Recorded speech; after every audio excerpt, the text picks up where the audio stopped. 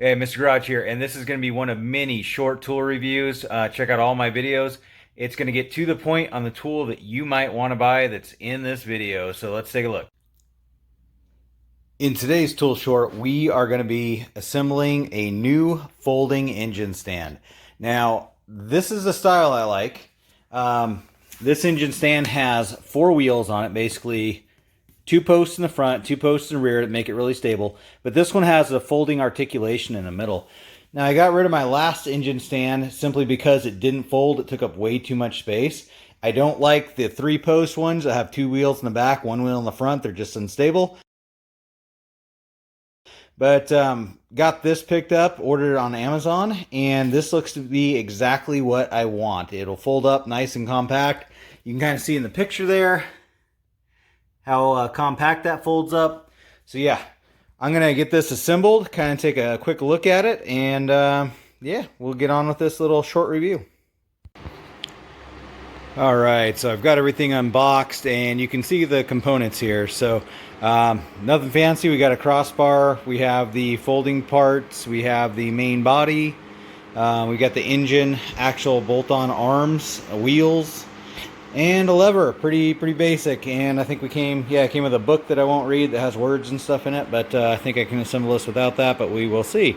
That is everything. So let's get on to getting this engine stand assembled. Okay, so before I start assembling, I've got my hardware separated out that came in a bag. I've got a lot of lock washers here. We have a couple different length bolts, some nuts, and some just other general hardware.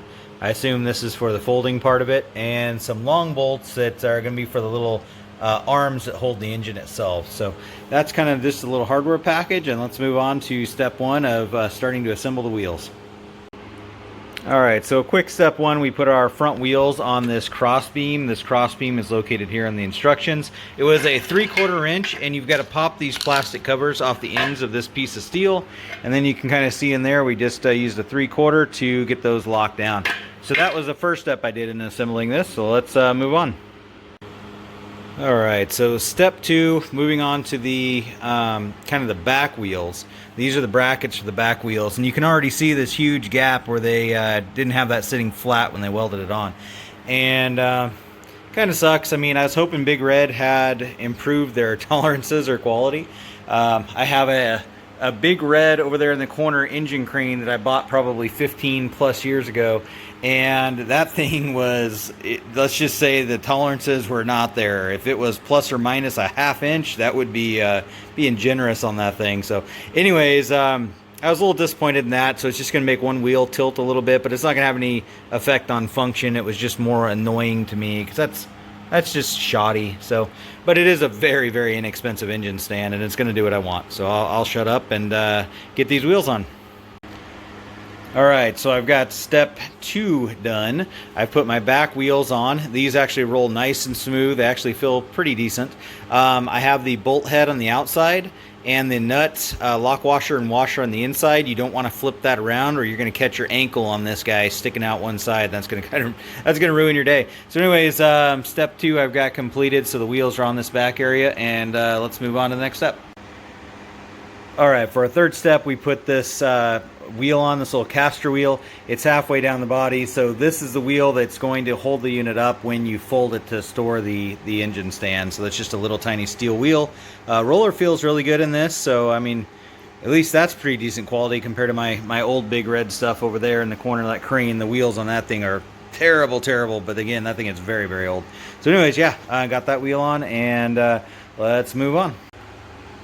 Alright, rolling into step 4, another super easy one. So I used a couple of bolts here, a couple of bolts here. You can determine the length when you're putting them on, no biggie. Again, washers, lock washers, nuts. So I set it up this way.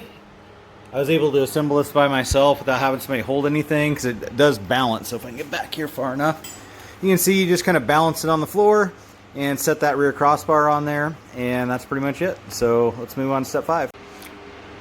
Alright, step 5 complete. So we have our kind of our long shaft that goes connects up here we have that guy bolted now onto our front wheels, our crossbar here. So we got a couple of bolts here and a couple of bolts that come through the other side. Again, same theme, washer, lock nut, and nut, and that was it. So let's move on to step 6. All right, so step 7 was super quick. So we have a nut that goes through here, or a bolt that goes through here. You've got a nut on this side. You'll know which one to put in. It's a only bolt like this with a really short amount of threads. That's your folding deal. And here we have our pin setup to actually fold the stand. So we can pull out our cotter pin and pull this guy out. And then this whole guy can then swing up, and that makes for the folding assembly, which is super sweet. That is really compact. That's exactly what I wanted in an engine stand. There's just no point in having a non-folding stand just hanging out in the shop when you don't have an engine on it. So this is definitely what I was after. So, and then to put the pins back in, you just have to kind of tilt the unit back just a tiny bit and stick the pin in and put your cotter in, and you're good to go. So let's move on. Alright, so that was the last step, was getting the arms on, and of course they shorted me one nut, so I'm missing one arm on this right now. But you got your just handle, you got a little holder for your handle right down here. You've got your locking pin, just pulls out and swings around like that. Anyway, so your handle can come down here. And yeah, I mean, overall, that is a really nice little engine stand. And if we pull our cotter pin here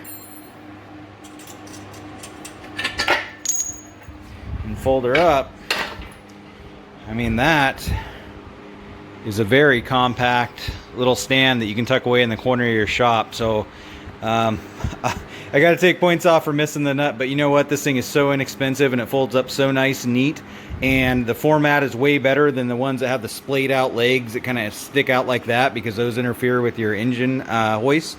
This style is much better, and I'm really happy with this. So anyways, yeah, I hope that helps some of you guys make a choice on your engine stands. But I appreciate you watching, subscribe, and all that fun stuff, and I will catch you later.